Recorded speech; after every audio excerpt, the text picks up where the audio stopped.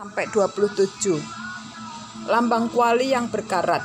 Pada tahun ke-9 dalam bulan yang ke-10, pada tanggal 10 bulan itu datanglah firman Tuhan kepadaku. Hai anak manusia, tuliskanlah tanggal hari ini. Ya, tanggal hari ini. Pada hari ini juga Raja Babel mulai menyerang Yerusalem.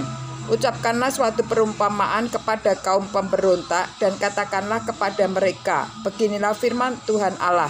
Taruhlah kuali di atas api, taruhlah dan tuangkanlah juga air ke dalamnya. Taruhlah potongan daging di dalamnya, semua potongan yang baik, paha dan punggungnya. Penuhilah itu dengan tulang-tulang pilihan. Ambillah domba yang terpilih dan susunlah juga kayu di bawahnya. Biarlah masakan itu mendidih dan tulang-tulangnya turut empuk di dalamnya. Oleh sebab itu beginilah firman Tuhan Allah, celakalah kota yang penuh hutang darah, kuali yang berkarat di dalamnya dan karatnya tidak hilang daripadanya. Keluarkan potong demi potong dari dalamnya tanpa memilih-milih, sebab darah yang dicurahkannya masih terdapat di tengah-tengahnya. Ia mencurahkan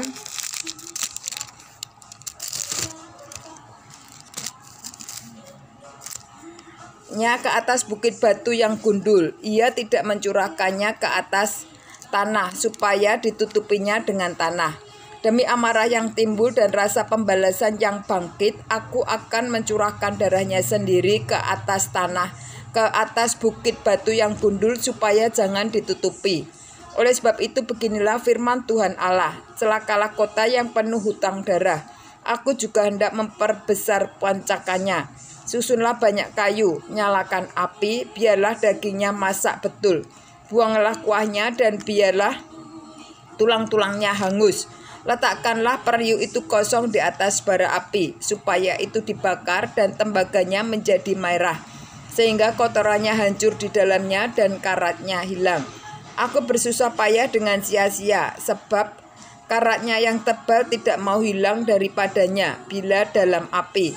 Oleh karena engkau menajiskan dirimu dengan kemesumanmu, dan aku ingin mentahirkan engkau, tetapi engkau tidak menjadi tahir dari kenajisanmu, maka engkau tidak akan ditahirkan lagi, sampai aku melampiaskan amarahku ke atasmu.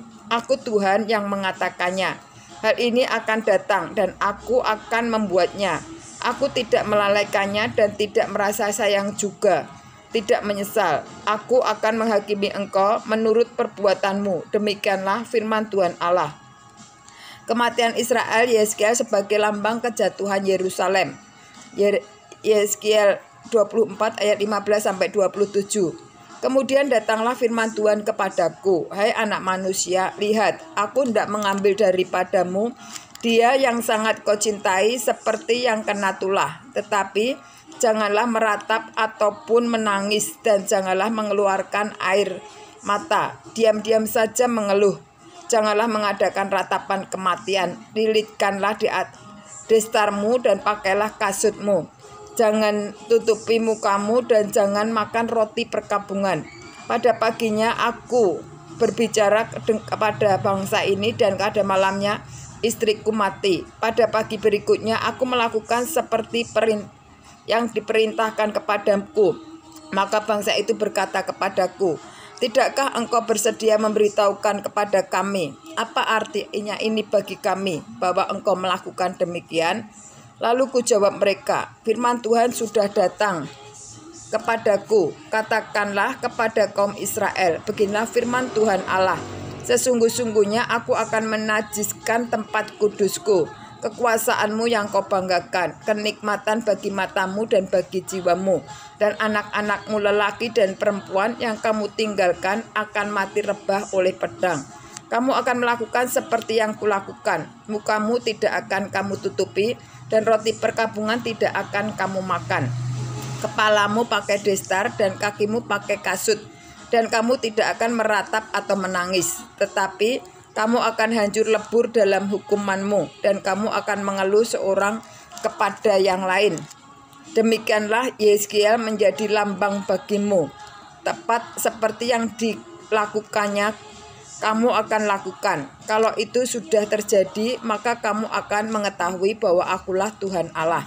Dan engkau anak manusia, bukankah begini akan terjadi?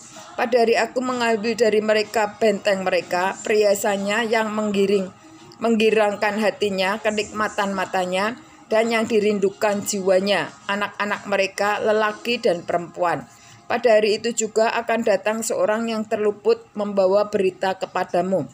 Pada hari itu mulutmu akan terbuka dan engkau akan berbicara kepada orang yang terluput itu dan tidak lagi tetap bisu. Dengan demikian engkau menjadi lambang bagi mereka dan mereka akan mengetahui bahwa akulah Tuhan.